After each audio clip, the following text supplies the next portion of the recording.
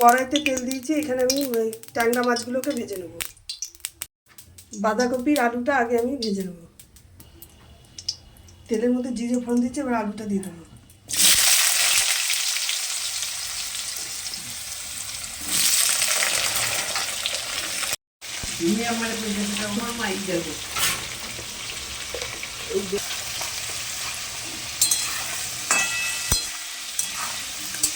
একটু নিয়ে দিয়ে দিয়েছি, তেজপাতা দিয়ে দিলাম,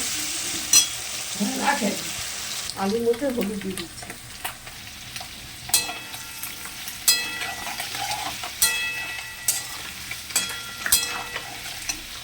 এর মধ্যে সমস্ত মশলাটা দিয়ে দিলাম, জিরের গুঁড়ো, হলুদ গুঁড়ো, ধনের গুঁড়ো, আদা বাটা।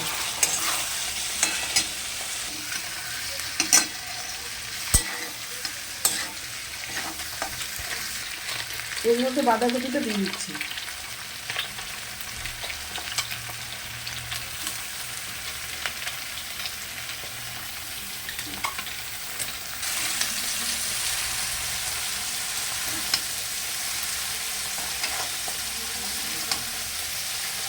মটরশুঁটিটা দিয়ে দিচ্ছি।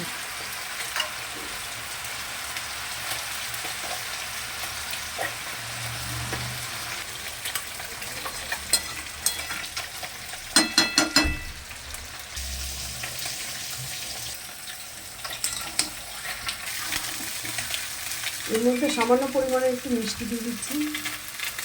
মটরশুঁটি দিয়ে বাঁধাকপি।